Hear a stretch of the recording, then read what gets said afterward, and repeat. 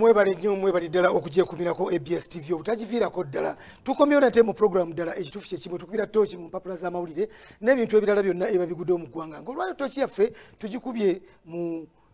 kigambo abaana b'omulangira Kiweewa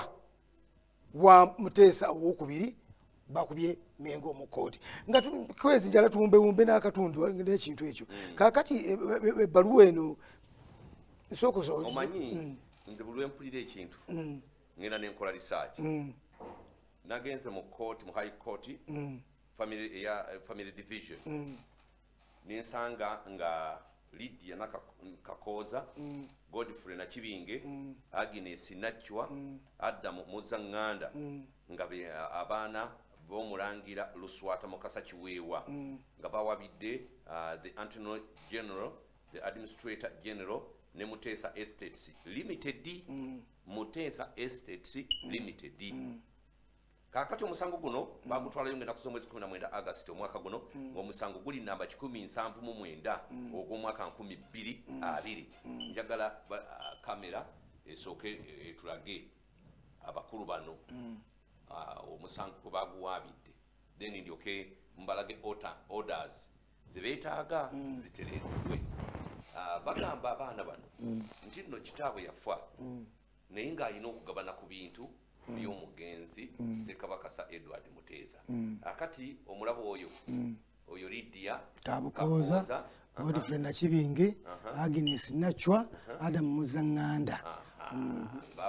abaana b'omugenzi omulangira Mukasa Kiweewa kakati batunka ne Anthony General yambusa ko waggulu abanza 179 ogw'omwaka 2020 yambusa mpola Anthony General Administrator General ni kakati awo tulabyewo kati twagala olaba high court bakufunye nga nakusoma mwezi 19 August 2020 lwe bafunye omusango guno tukkirire wansi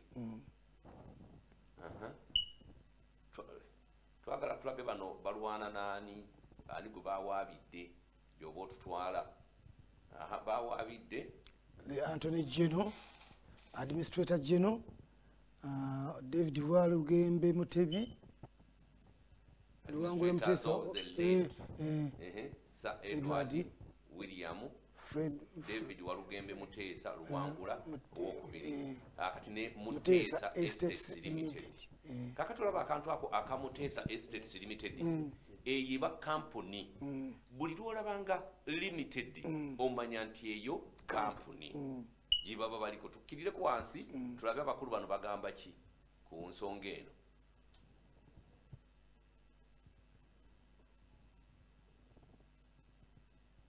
ndowooza olaba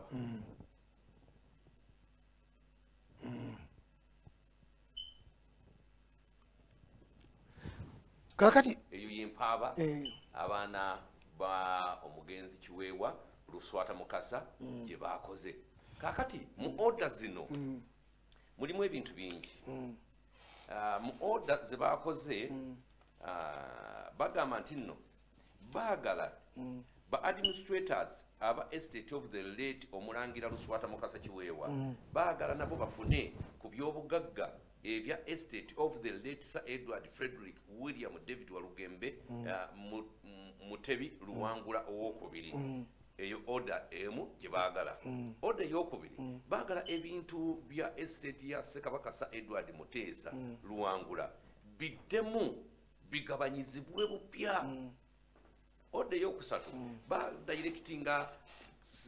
badirectinga Administrator General ono nno nga yagaba ebintu ebyabafu okukomyawo ebintu byonna ebya Ssekabakasa Edward Muteesa Walugembe wokubiri okuva lwe baafuna letter of administration ng'ennaku z'omwezi 8 December mwaka wa 1971 mpaka kaakati baagala ebintu ebyo byonna bikomezebwewo edda eyokuna baagala Anthony General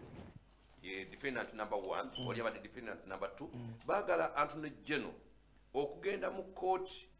alage byonna ensimbi gavumenti ey'ewakati alage ensimbi zonna n'ebintu byakwasa administrator general ebyasa Edward Muteesa abibalage abibawe naye nga ayina okugenda mu kooti abizzeeyo kakati ensonga ey'okuna baagala defendant number 3 bibano aba Muteesa Estates Limited nti baagala balage ebintu byonna bye baatwala n'ekyokubiri bagamba nti nno aba Muteesa Estates Limited si ba beneficiaries ku bintu bya Ssekabaka Edward Muteesa kubanga Muteesa Estates Limited eyo company mujjukira bulungi gye bwe twali tubalaga ku bintu bya beneficiaries ba Ssekabaka Edward Muteesa ku ttaka ly'e Mutungo Muteesa Estates Limited mwagirabako kakati yavaawa okutwala ebintu bya Muteesa Estates kubanga ebintu bino baalina bikwasa nga bya Muteesa Estates. Muteesa Estates yerimu abaana ng'abo abazzukulu ba Ssekabaka Edward Muteesa na buli kimu kyonna naye abagezigezi beeyambisa ebiseera ebyo nga tetunnaba kubeera bagunjufu tetunnaba kumanya tetunnaba kutandika kulondoola bo ne bakola kampuni eya Muteesa Estates Limited mwe babadde batwalira ensimbi zonna eziva mu bintu bya Ssekabaka Edward Muteesa mwe babadde babanjiza gavumenti obuwumbi n'obuwumbi bwa siringisi ne babutwala nti gavumenti yeeyambisa ebintu bya Muteesa Estates Limited nyenga Estates Limited it's a company private company erina ba shareholders abaana bano mwe batali era oyinza okwekanga nga Muteesa Estates Limited erimu obuwumbi n'obuwumbi bwa siringisi obuva mu bintu bya Ssekabaka Edward Muteesa abaana bano kwe kufuna obusungu ne bagati naye ffe lwaki tujeera nga tuva mu byolulangira Ssekabaka Edward Muteesa ye jjajjaffe naffe taata waffe Mukasa Luswata Kiweewa yali omu ku baana ba Ssekabaka Edward Muteesa lwaki ffe tetufuna ku bintu kwe kutwala Mengo mu kooti kubanga Mengo yebadde yijjayo ssente mu gavumenti ya wakati naddala mu bizimbe ebya Edward Muteesa ne mu ttaka lya Ssekabaka Edward Muteesa ne babatwala mu kooti kakati balagidde Mengo yennyonnyoleko Anthony General bamuwabidde administrator general bamuwabidde ne Muteesa Estates Limited eno yesinga okuvaako Kalumanywera eveeyo eraga ebintu bino yabifuna etya era kampuni eno yakolebwa etya ani yagikola baani abagifunamu kubanga kampuni tebeera beneficiary ku bintu by'omugenzi tebeerangako kyovula nti n'oli muntu abali wa Ben Kiwanuka bwe yagamba nti kitaffe yali yakola kampuni Lakeview Properties Limited kampuni tebeera beneficiary abantu babeera beneficiaries nga ebintu bya Ssekabaka Edward Muteesa bwe baalaga ebyobugagga bye ne balagana ba beneficiaries kyovula nti twabagamba nti n'ettaka ly'e Mutungo mu byobugagga bya Ssekabaka Edward Muteesa bye yaleka teririimu ate ne Omulangira David Wasajja mu beneficiaries ba Ssekabaka Edward Muteesa taliiko kakati kyetubuuza Muteesa Estates Limited ani yagikola era erimu bagundi bameka kati nno ensonga ezo mukulu Kidaaga ensonga ezo mukulu Kidaaga oziraba kwezi lumu wano yajja n'aleeta ebbaluwa eyo yawandiikibwa omukulu Ken Lujamuzi nga wabula Mengo ng'abagamba nti bannange ettaka ly'omusajja Kasasa liyinza okuzaala akabasa kagenda okwonoona Buganda yenna ekifaananyi ekimu abantu abali Mengo balabira ddala nti abantu abali wansi abatali wali Mengo wali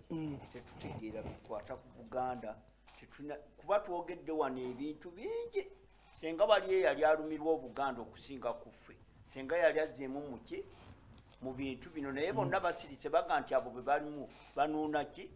banuuna vvu kakati si munnyo bw'ogenda okulaba ono bwino yawandise n'agamba nti lwaki ensonga z'ettaka olumu ziweebuula Mengo kuba kyekinira ddala wano ziweebuula Mengo Obuganda bwakkakkanya emitima nga Ssaabasajja Kabaka kikakasiddwa nti ateredde entende ku Namulondo mulamu bulungi alamula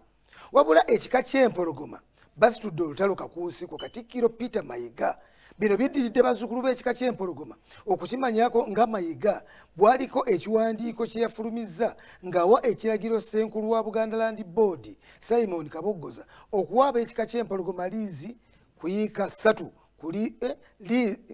ekikwa ky'empologoma liizi kuyiika 3 ku liizi ya myaka 49 ku ttaka ly'obutaka bwabwe obusangibwa erwadda Matugga mu ssaza ly'Ekyaddondo babuuza nti oluyiika 22 ezisigaddewo zonna munnameje Meja General Kayanja azitwale naye nga ddala empologoma oba ekika ekirala kyonna nga bakiwa batya liizi ku butaka bwakyo emyaka 49 bwe ginaggwako ettaka eryo omulangira oba munnamagye n'alyegwanyiza olwo ng'ekika kigenda Karamoja okufuna obutaka. Abaganda balumiriza nti enkola eno olumu eweebuula Obuganda. Ekyakoleddwa ku ttaka ly'eba empologoma abantu abamu bakyefaananyiza ku ngeri omulangira Wasajja kyeyagemulirwa ennyumba ya Dr. Kasasa ey'ebuzika ku nnusu 10. Dr. Kasasa bwe yeesitula mu 14 okugenda okulaba Mayiga okumusaba nga Katikkiro okuyingira mu nsonga, Mayiga yamugamba nti amusanze alina olugendo lw'omu Amerika okusoloozayo ettoffaali nti ajja kumuyita ng'akomyewo. Emyaka gyakayitawo 6 Kasasa agamba nti tayitibwanga naye ennyumba yo yagenda. Abatunulira ensonga bagamba nti ensonga y'okugemula ettaka eriko abantu eyinza okunafuya enkola y'Obwakabaka eyakyapa mu ngalo. Mu kutwala ettaka lya Kasasa liizi yabagibwa munnamateeka omutumufu John Katende eyali Anthony Gino w'Emmengo nga Novemba 10 2004 nesibwako omukono Katikkiro wa Buganda mu kiseera ekyo Joseph Mulwanya Mulise Mwogere, minisita w'ebyettaka Godfrey Kaya Kavuma kati omugenzi era nga y'omu ku bantu Dr. Kasasa be yaguza ku ttaka lye ery'emutungo lye babadde baagala okumunyagako era nesibwako n'omukono munnamateeka David F.K. Mpanga ng'omujulizi. Lawyer Medard Seggona okuva mu kampuni y'abannamateeka ya Lukwago ye yayamba Wasajja okumatiza kkooti y'e Nakawa okugoba Kasasa mu nju ye mu ngeri eyali embi ennyo wadde nga yali akoze buli kyamusabibwa Mmengo okuzza liizi era nga amateeka gagamba nti alina liizi yasooka okulowoozebwako ku nsonga z'ettaka. Omutaka Namuguzi Ssebuganda Ndawula omukulu w'ekika ky'empologoma azikubyeko munizaaka n'alayira nga bw'atagenda kukkiriza ttaka lya kika kye kukeculwamu bibanja n'asaba Ssaabasajja akangavule Katikkiro Mayiga kubanga ayise we yandikomye mu busungu obungi. Namuguzi yagambye nti ekikolwa kya Mayiga kigendera kukosa kuziŋŋamya n'okukotegera ekika ky'empologoma. Ab'empologoma baatudde mu lukuŋŋaana ku butaka bwabwe bayambadde mu ngeri ey'okukungubaga nga beesibye n'ebimyu ebyekyayi ekyagonja okulaga obutali bumativu ku Katikkiro n'obukulembeze bwe. Ab'empologoma basabye Katikkiro addeyo yeetegereza ebyafaayo nti kubanga ettaka lino nga Kabaka wa Buganda ye yasooka kintu tannagenda Magonga yaliwa mutabani we Ssebuganda oluvannyuma lw'okumuwa okukulembera ekika era nga obutabanguko obwajjayo ne busaasaanya ab'empologoma obwagwawo ne busaasaanya ab'empologoma nabwo tebwajjako bwannannyini ku mayiro eno. John Sempiri omuwandiisi wa Ssebuganda yavumiridde Katikkiro Mayiga omumbejja Grace Nakibinge nga yakola ku nsonga z'abakyala mu kika yatabuse n'agamba nti Katikkiro tasaana kuyingira mu nsonga za nnono z'atategeera. Waliwo abafulumizza nti essiga ekkulembeze Mmengo lyeyingizza mu masiga ga Buganda amalala okuli n'ery'abataka b'obusolya erifuga ennono. Bannange tuli wano twogera ebintu bino naye Buganda ntabangu. Lwaki nayogerera ekyapa mu ngalo eri abantu abakopye ettaka lyabwe lyonna bali kecudde kaakati bali mu bika kyekyapa mu ngalo anti eryabakopiri weddewo anti kyekyo kyenzijjaku kati bali muki mu bika ekika ekirina yiika zaakyo ojja kikutulekutulemu kyapa mu ngalo mu mayiro 3 yiika 3 bweziti ku yiika 25 kakati obwannannyini era Abaganda tulaga watugenda twafuuka dda mumboze mu nsi yaffe ng'ate abatufudde mumboze be bantu abali Emmengo abatategeera bya ttaka bwe litambula abatategeera bya nnono ate ne beerimbika mu nnono ennono ziyimirira ku ttaka kakati banaye tubyogera wano navumirira dda kyapa mu ngalo oyo liizi ezo kakati n'ab'empologoma baabano bakigize eki bakirozezzaako si mwoyo mubi naye omwoyo okuva emabega eri tuze twogera nga bagamba nedda kyekituufu kuba wano ffe Abaganda omuntu waayogera ekitu ngerero bukitusogerako wetuva wano bagamba abasajja abo tebaagala bwakabaka naye sikiwa nga tuli maaso wano ddala ekituufu kyeki ekiruŋŋamya ensonga omuntu abaluŋŋamya ensonga okulaba ng'ettaka libeerawo ate mwe ne mumufuula atayagala ate ne mulaba ajjawo ne mumufuula ayagala ekizibu kye tulina nti abatudde mu ntebe tebaweereza bwakabaka beweereza bokka era omuntu okusalaasala mu ttaka ly'ekika ky'empologoma noga nti kakati ogenda kulitunda ekika ky'empologoma okirekereko ika 3 kiba kitegeeza nti ettaka liri eriddako sente ozitunda zidda luddawa era sente ze bazibatunda mu ttaka libajje ku bantu okugeza ery'ekitemu eryawa baziteeka luddawa nina ekintu ekyasinga okunnuma ke katale k'omundeeba akatale k'omundeeba ako kaali k'abaganda era nga kabwakabaka bwa Buganda nga akatale ako kavaamu ssente ezayambanga okukola enguudo za Buganda okuzza amasomero obujja n'ebintu byonna ebya Buganda akatale ako bakaguza kampuni balina kampuni emu gye bakaguza yakolebwa abantu babiri akatale kavangamu obukadde n'obukadde bwa siringisi kyokka bakatunda siringisi emitwalo 40 aga siringisi za Uganda ate ne bakeeguza ekitegeeza nti sente zavanga mu katale k'omundeeba obukadde n'obukadde bwa siringisi kakati babuguza bakeeguza emitwalo 40 bwe bakeeguza emitwalo 40 kakati obukadde buli obwajjanga mu nkuluze ya Buganda ne buyambako mu kuddaabiriza enguudo n'ebirala kampuni eri kati yebukola ki yebutwala obwakabaka bwafuna emitwalo 40 ffe bwe tujjayo ensonga zino nemuleka mugamba abo tebaagala bwakabaka abo tebaagala bwakabaka ffe tusinga okwagala obwakabaka okusinga mmwe abagamba nti ffe tetwagala bwakabaka kubanga ffe twogera ensonga eziruma tuzijjayo okitegeera kaka tuyinza kuddira akatale ka mundeeba n'okatunda n'okaguza kampuni enkuluze yo ejja kubeerawo kabaka ne bwavaawo enkuluze tekola ki tevaawo n'ettaka lya Buganda kabaka ne bwavaawo ettaka lya Buganda lisigalawo lyabazzukulu kabaka talina ttaka ekyo kimanyi ettaka lyabeera nalyo limuweebwa buweebwa lino ettaka erisigadde libeera lya Baganda ate era lyabawe era buli bantu baweebwa ekkanisa zaweebwa ettaka ebika byaweebwa ettaka amagombola gaweebwa ettaka n'amasaza kakati bano abasajja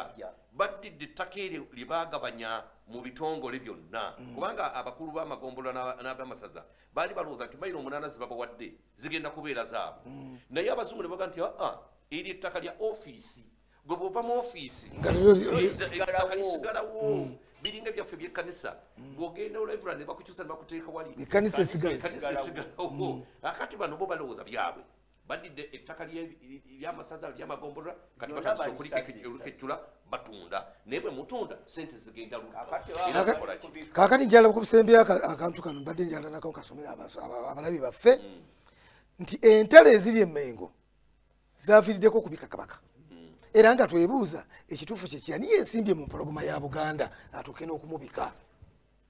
President Museveni yakambuwadde n'agamba nti neewuunyizza nnyo okuwulira abantu ku social media nga bagamba nti waliwo eyawadde kabaka obutwa wayise ebbanga ttono ne bamubika abantu babadde ki bw'abaawo ekintu kyonna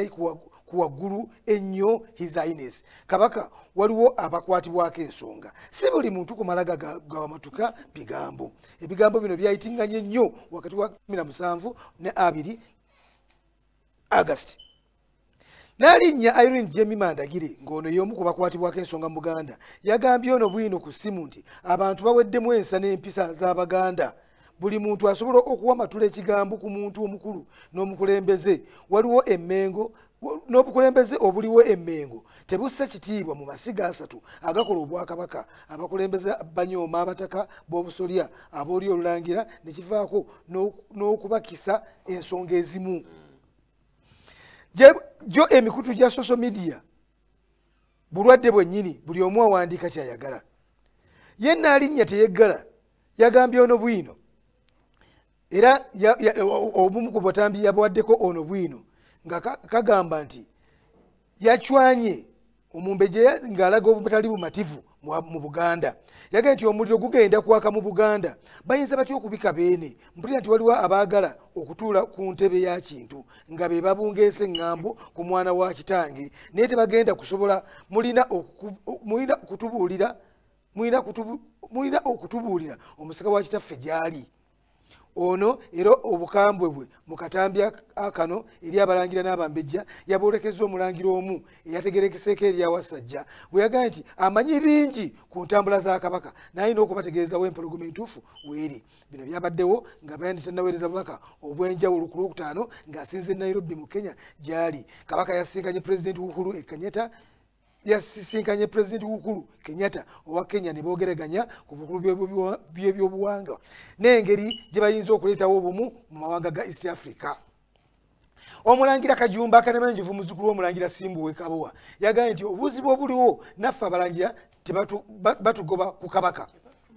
Abali Emmengo Kabaka bamuteekako olukomera. Kabaka muganda waffe era kitaffe ne batugaana okumulaba. Ensonga eno bwebaawo nga Kabaka waffe tetumulabako tosobola kwongera kugumya Buganda ku mbeera ennungi gy'aliko. Naye naffe bwe tugenda mu lubiri okumubuuzaako batugalira ku geeti. Batya nti tuyinza okubaloopa ku mivuyo gye bakola omuli obuvuyo bw'ettaka lya Buganda. Bwe yabuuzizza omulangira lwaki Kabaka tebamukubira ssimu okumanya ebimufaako ne balinda okubaggalira ku geeti, yagambye nti bwe tumukubira essimu tazikwata. Ensonga ezimu zategeeza nti waliwo abeenoonyeza ebyabwe n'okwagala okunafuya obwakabaka